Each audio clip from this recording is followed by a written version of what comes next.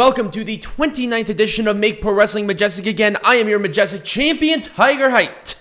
And I am your former Majestic Champion, Peanut Gallery. So, in lieu of an actual show, we are going to... Well, this is an actual show. Well, yeah, but I mean, like, for a pay-per-view review. We're going to do a review of Dark Side of the Ring. Now, last year, we did each episode for one, because obviously we were in a pandemic. There was literally nothing else to talk about. But since there's not, we don't have to worry about that. So we're going to do all the episodes in one big review. Episode. Right. We'll go down individually on those because I think there's a lot to talk about in each one of them. Yes. And then we will, go on from there. So overall, throughout the whole season, what were your thoughts about it? Well, I thought it was very well produced. I thought it was, obviously, there's only 3 seasons, but I thought it was one of the better seasons that they've done. Definitely a lot more obscure things that I didn't know about, so it was a great history lesson for me, too. Right, and I think that's the one thing that I'm a little disappointed about, is that people were giving it all-time low viewers. I'm like, these are great, very interesting episodes. But I think it's because they're so obscure in terms of, who these wrestlers were and that sort of thing. You got some big names, but you also got a lot of names that maybe didn't have as much of an impact on the wrestling industry. Right, or some that maybe should have more credibility to it. And I think this season is going to be more of the season that people will go back to later and watch it instead of the current. Because again, I think a lot of people are just being introduced to a lot of these wrestlers. This ain't like the Von Erich family tragedies or Chris Benoit, Eddie Guerrero. That's not that. We already covered those. But let's talk about our first, at least part 1 of the episodes, and that is the first Brian Pillman episode. Yes. The one thing that I broke upon it, and I don't want to speak ill of the dead. Well, I mean, at this point, I really don't care. But he really did a lot of deplorable stuff. He cheated on like 3 of his ex-wives and had kids with all of them. Oh, yeah. That was a bit rough. Like, I'm like, wow, that's not entirely the best of, things. But here's the thing, at least give him credit for. He took responsibility for those decisions. And I think that at least gives credence, but then you get to where the second wife committed suicide. Right. And his and Melanie's direct actions that made it that. Right. That's something that you just don't do in some way. Yeah. It was very poorly, and once again, he did the right thing. He felt, but it was very poor. It was in poor taste. It was what they did. It was in poor taste. It was in poor taste, and I think at least even Melanie now understands of how big of a decision that is. Unless the mother is outright terribly, horribly bad, never separate your children from either parent. Unless they're, like, abusing them. But there was never abuse. So, I really liked the little story into this episode as well. I thought they really broke it down, like, very, very nicely. Yeah. And they did it in a way that I thought was still respectful despite the shortcomings that Brian Pillman had. Right. So, I definitely like this episode. And let's go into episode number 2. I do not believe that Brian Pillman's story had to be told in 2 different episodes. I don't think so, because they kind of stretched things out by quite a bit, but... The second episode was really, really prevalent with all of that, with that stretching. It's like, okay, there were some things maybe you could have broken down less, and they just didn't. But that's being really nitpicky. I thought they focused more on the career of Pillman, at least at the very tail end of it. Yeah. And then up to his death. And in this episode. Again, it's just one of those things where I feel like it didn't need to be a 2-parter, but, it is what it is. It is what it is. Both of them were very, very good. Yes. And they, even what happened with Melanie and them, they still ended it on a really good note. And I think, especially with something as heavy as what Dark Side of the Ring covers, you need to do that. You need to wrap it up in a nice bow to where there's a legacy there, but every legacy will have problems. Right. And Brian Pillman was not a perfect person. Right. But he should still be commended for what he did with the industry, what he contributed. That's really what I got out of it. Yeah. Let's talk about Nick Gage. Ooh, this one was interesting because, GCW and deathmatch wrestling just in general have become more prominent in recent years. Right. And it was, and because, of course we got big stars involved in it like Matt Cardona and John Moxley, just to name a few who have been involved in GCW. And then Nick Gage is on AEW because of this episode. Right. So what I really liked about this is that, number one, he was there and he really put everything on the table. Everything from his relationship from his brother to his prison sentences to everything. Right. And he did not hold back, and that's what I really liked about this. Yeah. Is that it was very raw and very authentic. Yes. And so I think this one actually was one of my favorite episodes. I had that same thing. This one was there was a certain charm to it that I really, really liked. Yeah. And I like the honesty. You can kind of look at Nick Gage now, and this is an honest guy. He's very open about his past, even though, wasn't very good. But And here's the thing as well, is he has not gone away from this deathmatch wrestling. He is Nick Gage inside and outside the ring. Right. And, especially with some of the harder stuff, like he wrestled the day he learned that his brother died. Right. And that's probably super rough. And he was very open about that, no problem. And I actually tend to like the guy. Right. Like, no matter what he did and no matter what his attitude is, I really feel that authenticity is something that I can hang out with, And it's something that's more relevant to today's day and age. I think so, too. We're not talking about some obscure thing. We're talking about an obscure thing, but it's become more mainstream over the years. Right. Especially given the rise of GCW as a promotion. Mm-hmm.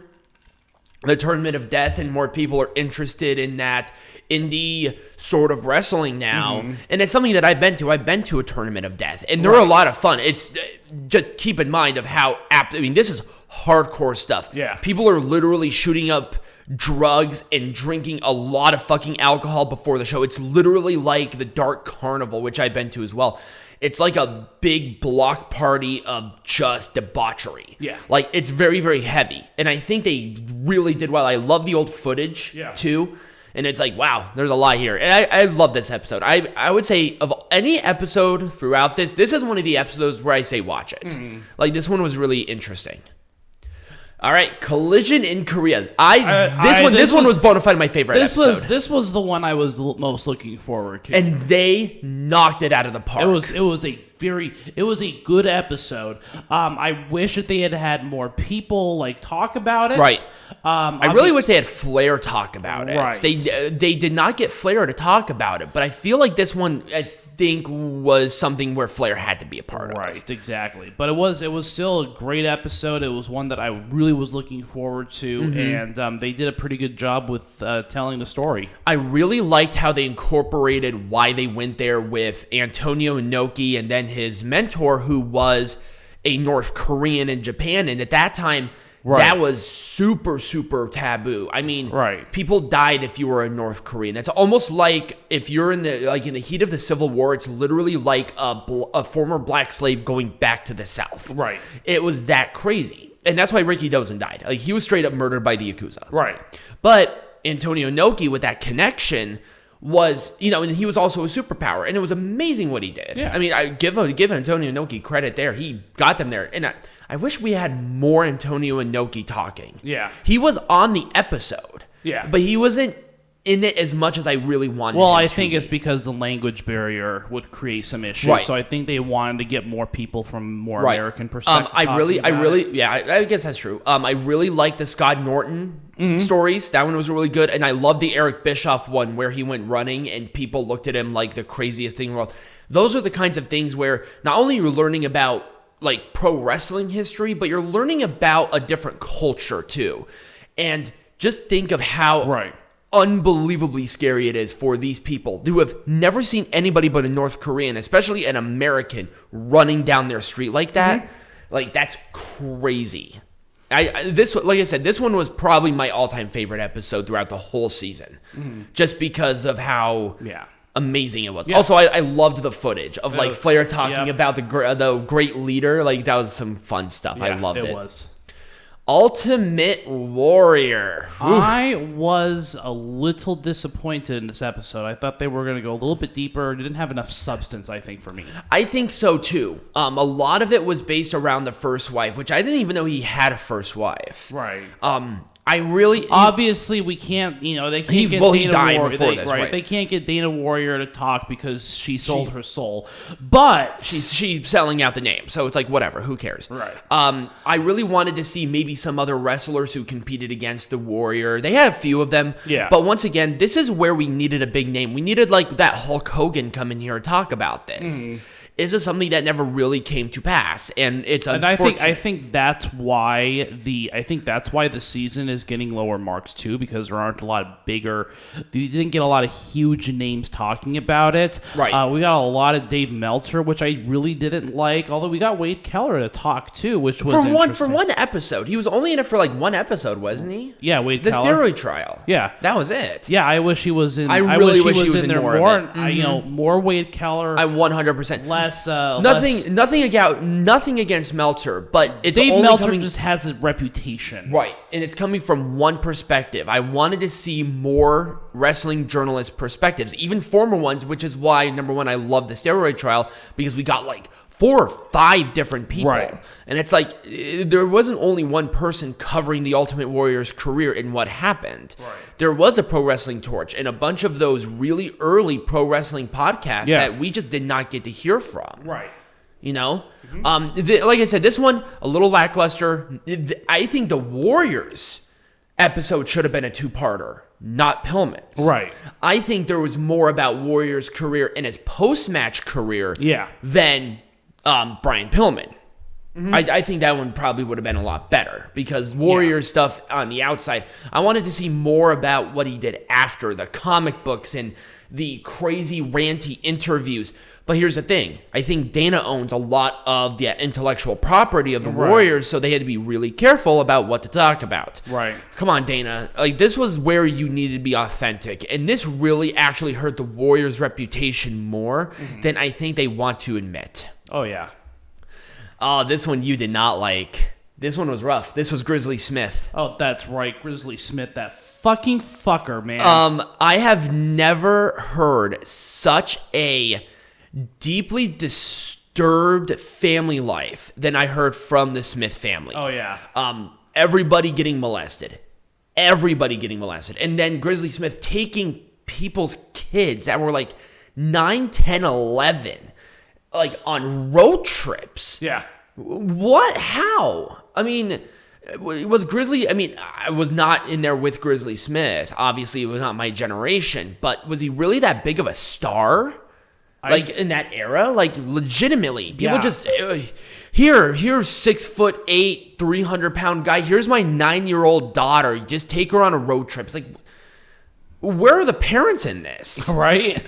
And it was very disturbing. I think this is where people kind of get turned off, is because Grizzly Smith is not a name that is very well known. Yeah, but within this generation now, obviously, the names attached to it. Obviously, Jake the Snake Roberts and Rockin' Robin and the other brother, and they had all the family there, which I love. This one, I think, like interview-wise, I like the most. Yeah, because we got multiple perspectives of people who lived through it in that generation. Right, but Grizzly Smith himself, not someone that I didn't even know who Grizzly Smith was until this episode. Right. I think they really should have promoted that this was the family of Grizzly Smith, not just Grizzly Smith. Right. Obviously, and they tried to do that, but unless obviously most people just know it because Jake the Snake Roberts. Right. And then Rockin' Robin. I didn't know that Jake the Snake Roberts and Rockin' Robin were related until this episode. I didn't even know who Rockin' Robin was. Oh, she was super instrumental in the early WWF women's wrestling. And see, again, Why didn't you talk about that? Right. Right. I if think you don't know it, you don't know it. This is a super niche thing, and I This think, is and I niche-y. think that And I'm again, talking. This is where the theme comes in as to why this one isn't as popular, is because it gets more into little niche stuff, but you don't necessarily know unless you just know it, Right. Sort of thing. Exactly. And do you want to say anything else, or do you want to continue with the final? No, let's continue now, on. I did like this episode, but this is Dynamite Kid. Yes. Okay. I'm sorry. I probably should say the names. You were doing well and then up and down. With Dynamite Kid, this guy was a total dick, but here's the issue. I knew a lot more about what he did to the family, and they totally brushed that off. Right. And I did not like that. I get it. It's hard to talk about. But when you have an episode like a Dynamite Kid, it's something that has to be brought up. Right. It does. Also, the wife, total Stockholm Syndrome. Oh, yeah. That was the one thing that I noticed. I think the daughters were a lot more authentic about who their dad was than the wife by a mile. Yes, and I got that same feeling. And I did not like that. I think that the wife should not have been the main focus of this episode. It should have been the daughters. Right. Because the daughters were a lot...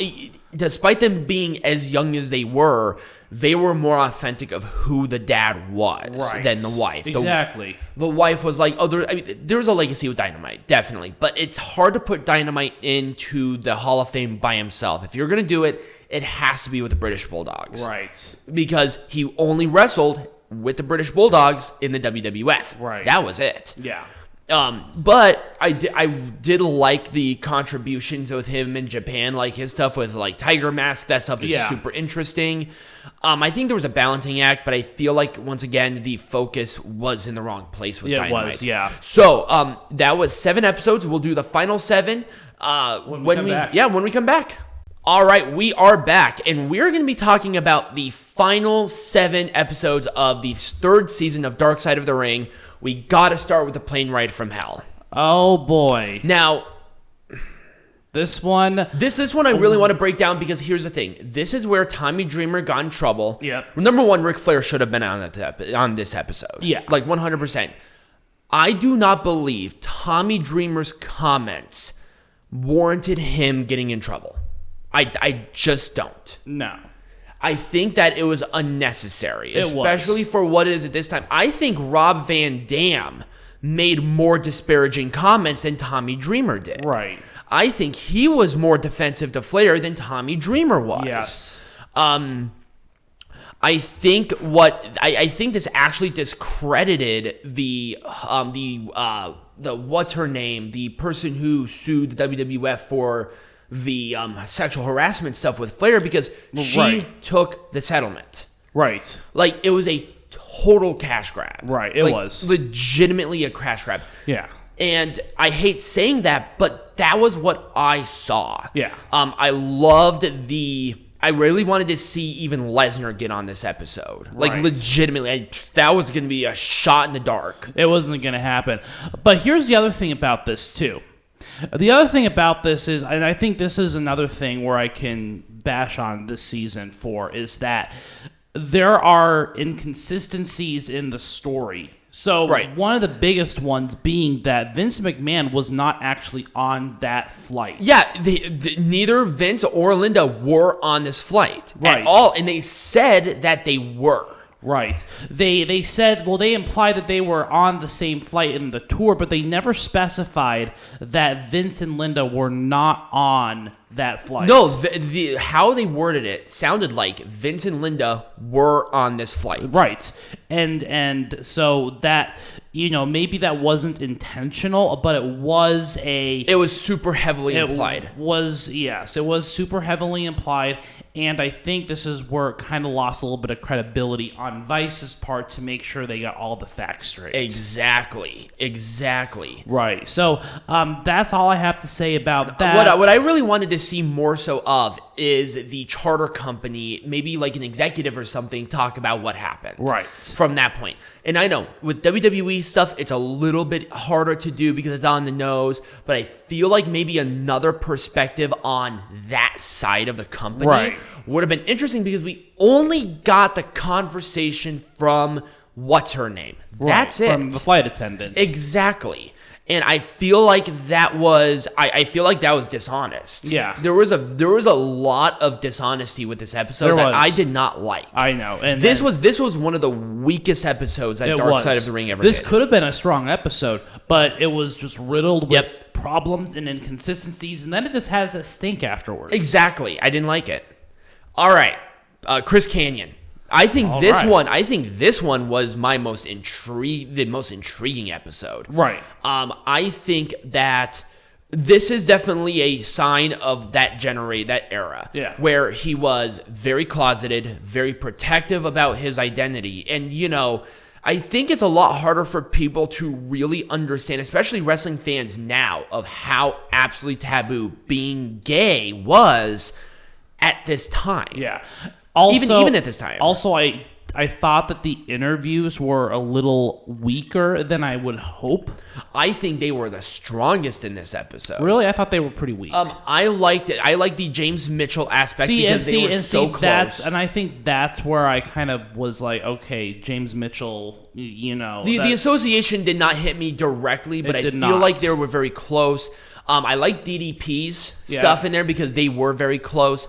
And with Chris Kanyon, I think does not get enough credit that he deserves. He was a great wrestler, but he just was fighting, being gay, especially in that generation, in that industry, being bipolar, heavily bipolar, and being very depressed. Yeah. And I think that's where it kind of lost me too, because it's like these subjects were at one point in time very taboo. Right. And it's hard in our world to understand that was a thing back then. I feel like they tried to whitewash that connection. Yeah. And I'm sorry, the pro wrestling industry is not sunshines and rainbows. Right. Clearly, there's 3 seasons of Dark Side of the Ring for a reason. They needed to really put this out on the table. Yeah. And you either do the episode like boom, get every perspective, get everything, and you need to tie it in with the current generation. And they did not do this with Chris Kanyon. Right.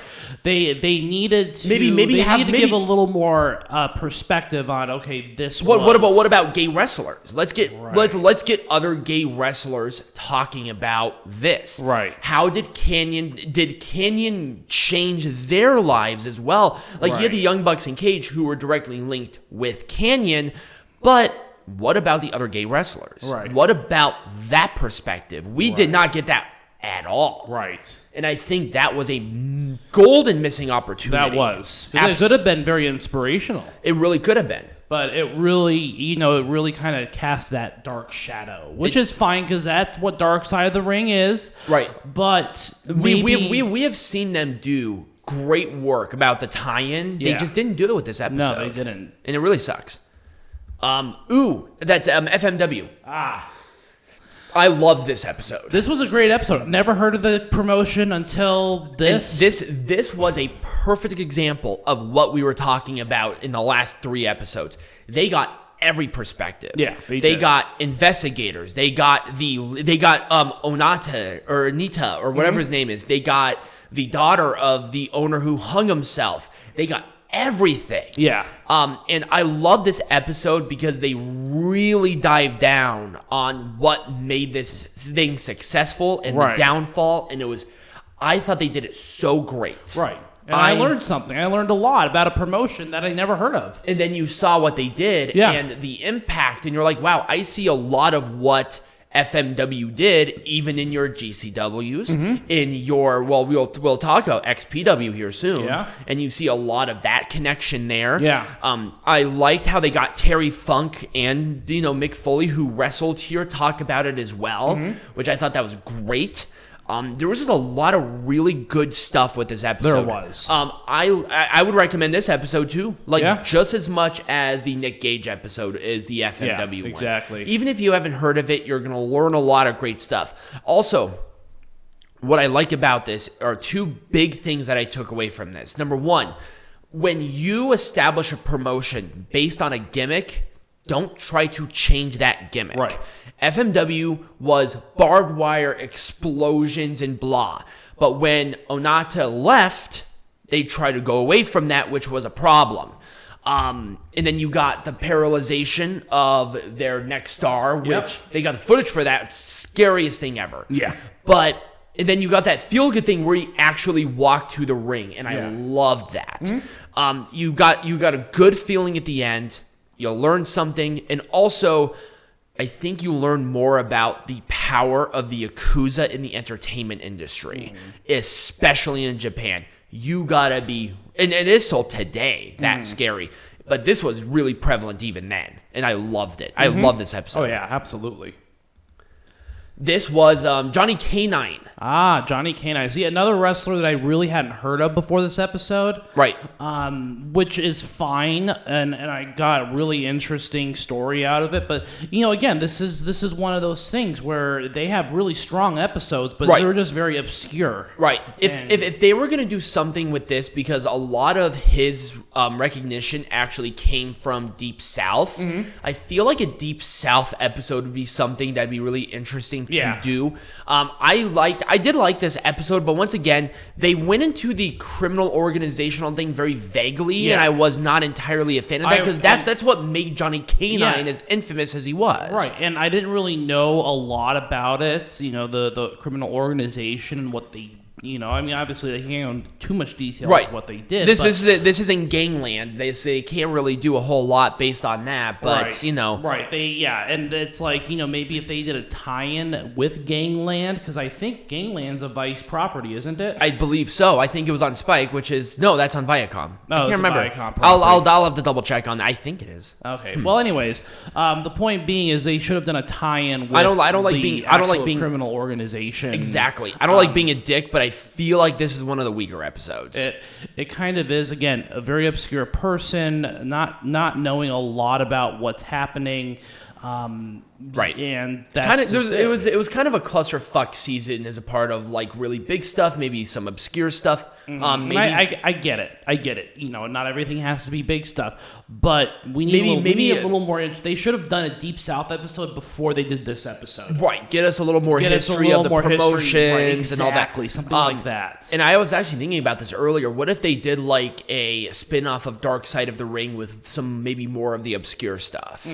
And I think that probably would have been a little bit better than, just this. But that's just me personally. I did like the episode, but once again, it's kind of vague, kind of a weird one too. It was. So, because here's the other thing. Johnny Kanion's criminal involvement was like almost implied. Because they're like, unless he did this, I couldn't imagine it. And I'm like, it kind of gives a shadow of who was this guy. Right. And I'm not sure if that's not really what you wanted, Anyway, Luna Vachon. This episode, I loved this episode. But again, wrestler who is probably a little more obscure than they deserve credit for. Right. If you know, you know. If you don't know, who the hell's Luna Vachon? You don't know. If you don't know who Luna Vachon is, then you're an idiot. Because she was on a big stage. Well, she was prominent, but she wasn't prominent at the right time. And that, I think, is where it that's where it kind of hurt not only her career, but the episode in general. Right. Now, with Dark Side of the Ring, they're trying to bring this more into light, and I think they did a great job with Luna. Yeah. And I think, once again, it's another testament of how significant not only was she, but how significant her situation was. Right. And what she did with women's wrestling. Right. Did people know that she was a third-generation wrestler? No. At all. No, I didn't know. Yeah. I mean, huge wrestlers. Mad Dog Vachon was her uncle. It's like, how would you know that? Right. They didn't do really much of a tie-in there. Let's talk about the family. Like with the Von Erichs, they talked about the family. Right. With Chris Benoit, he was a first-generation pretty much. What the fuck can you do from that point? Right. And also, once again, here's another thing where she just kind of lost out based on... Because, number one, she was a mother before getting into the wrestling industry. Right. And I think now it's more of a thing of you got to have that work-life balance. And in this era, you did not have that. Right. Nowadays in WWE, you most certainly do. It's not like the Wild West like it was 20 years ago. Right. It maybe is on the indies, but not now. Especially with AEW, are you kidding me? Right. You're not going to get that. But also, the bipolar stuff, and it's something to really keep an eye on. And they did, and I think it was a great thing that they did the suicide hotline for not only this one, but they did it for Chris Kanyon's too. Yeah, and I wonder if they added that in after Daphne. Oh, I think so too. Yeah, I didn't even think about that. Yeah, I think they added that in after Daphne because it touched on some pretty heavy subjects. Well, right, because Luna died of I think she died of a drug overdose. If I'm not something mistaken. like that. And I know Chris Kanyon committed suicide. Right. I do know that for a fact.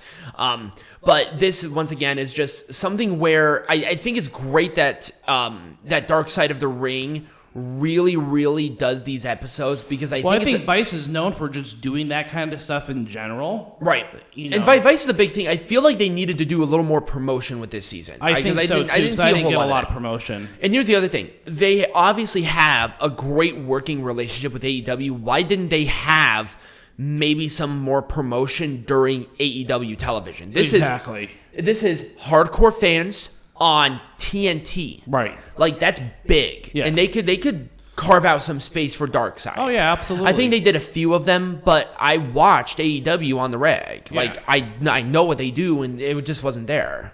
Mm-hmm. Especially with something like Vice. Like, that's not some chicken scratch channel. I'm pretty sure TNT would be more than happy to work with them for some commercial airtime. Oh, yeah. I loved this episode. Again, a promotion I've never heard about, but I got a lot of great history out of it.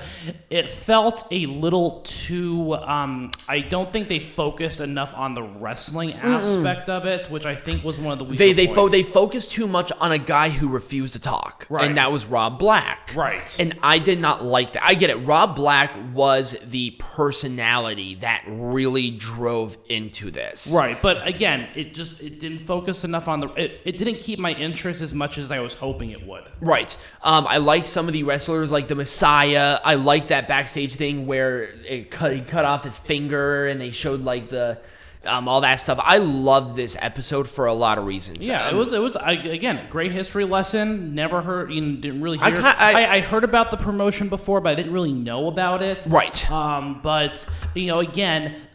I feel like I think that they focus too much on the behind the scenes stuff and not enough on the actual. Well, I think that's what made it famous was the behind the scenes stuff, and I think they did enough wrestling to keep me personally interested. But then there was the affair, which was a huge thing that made XPW really really famous because when the Messiah left. He wrestled for other companies and trashed them, which I, once again, love the footage. I love that backstage. Oh, yeah. But once again, here is where you had to at least have had somebody who's close to Canine. Right. Or not Canine, I'm sorry. Who is close to Rob Black or even Rob Black on this episode. I do not know why he did not want to talk. Right. Well, I think I know why he did. But this was just something where he needed that additional context. Yeah, you did. And I think this whole season was marred by that reality. Right. You needed Flair for Plane Ride from Hell. There wasn't a lot of context. Right. And I think that's why I really liked FMWs. If Onita was not on that episode, we would have missed a lot of additional context. Right, like if Inoki wasn't on the Collision in Korea, exactly. We would have missed out on a lot of context. we had, or if Eric Bischoff wasn't on there, because Eric Bischoff was the direct link from WCW having those guys going over there. Right. So there was a lot of stuff there, and XPW, I think, was like the nail in the coffin for what I think is why it was one of the weaker seasons ratings-wise. I think subject-wise, one of the strongest seasons. Oh, yeah. And finally, probably, this was a great episode. It was. They ended on again, this is a prominent piece of writing. And they had a lot of great context. Yes. Great context. They had the lawyer representing the WWE. They had, I think, the person representing Vince, which I thought was great. I didn't know that. Right. I'm like, wow, that's really interesting. They had journalists. I really wanted multiple journalists. Now, they did you ever do research on if Dr. Zahorian was still alive? Because if he was there, that would have been crazy. I couldn't find any information on it. And I think, and again, they here's the thing. Hogan was not on this episode, but they had a lot of sound clips of his previous interviews that I think gave more of his version of it, because Hogan was the nail in the coffin for the prosecution, right? Relating to McMahon. I liked that that McMahon made this into a circus, right? Where he got the surgery, like, strategically then, and he even said it was strategically done then, right? So that you get sympathy. Obviously, McMahon is not going to appear on this, but I think it would have been great. But I think it would have been cool, and I think that Vice, WWE's never going to agree to it, but to let some people associated with they knocked this steroid trial thing out of the park. Yep, they didn't even have to get Vince McMahon to say like I said, they had the clips of Hogan, they had the lawyer, they had the prosecution there, they had a lot of people there. They had all the perspectives that they needed. I think. It was a strong episode to end on. Again, it's something that a lot of your casual wrestling fans will know about. Right. I had some laughs. It was very interesting. I also the one thing that I really liked about this episode is that it was very strategy focused based on the steroid trials. Yeah. And they really made sure that you got the full context of what the McMahon side was doing, because that was the main focus. We knew what the focus was about the steroid trials. Right. And I feel like it was just a great episode. This one, once again, was awesome. That was the last episode. Once again, Dark Side of the Ring really crushes it, but I wonder what they're going to do for season 4. Right. If they're doing a season 4. I really hope they do. There's so much to talk about that they haven't even touched upon. Right. And I think it would be great. They haven't talked about Scott Hall. They haven't talked about the whole NWO, just period. Because there's so much there. They haven't talked about the Ring Boy scandal at all. And, there's so much still there. Based on, like, the ratings, do you believe Dark Side of the Ring is going to continue? Well, absolutely it's going to continue. Do you believe that the season will be sooner rather than later? Because now, keep in mind, the same production crew is doing the Dark Side of Football. They're doing the Dark Side of the 90s, and I'm hearing they're thinking about doing the Dark Side of the 80s. And I like the Dark Side of Football. I think it's really good. And I heard really good things about the Dark Side of the 90s. Maybe I'll touch upon that. But Dark Side of the Ring will always be number one. That's always been a staple, and I think that they're going to continue onwards. And I'm excited to see what they do. Yeah, I hope that they take some of the lessons learned, and I think the biggest thing is just get more perspectives. Get a more balanced perspective. Understand your focus. Right. Understand what you want to do, and if a person or a situation needs two parts. Exactly. No problem. Exactly. So I feel like the two parts were because it was Brian Pillman, not it needs two parts. Right. Chris Benoit's episode needed two parts. Right, and they really talked about two totally different things. They all revolved around the same person. Right. And they talked a lot about the events that led up to it and the events after it. So I think there was a natural break there. But with Brian Pillman's, it's a little more challenging. Because there really wasn't a good break, I don't think. I don't think so either. Yeah. I legitimately don't think so either. So anyways, that's all we got. If you guys enjoyed this episode, let us know down below in the comments, wherever you're listening or watching this on. Let us know what you thought. Did you watch the 3rd season of Dark Side of the Ring? What are your predictions for the next topics for season 4? We want to hear from you. Yep, and what's going on next week? Next week, it's all going to be about Power Struggle. Super stacked card. There's like 5 title matches, 9 matches in total. So there's a lot going on with that. We'll come back with heckling. We're coming back with wrestling. There's no other pay-per-views. So we'll be doing that. Follow us on social media for any updates and become a patron. And as always, be majestic.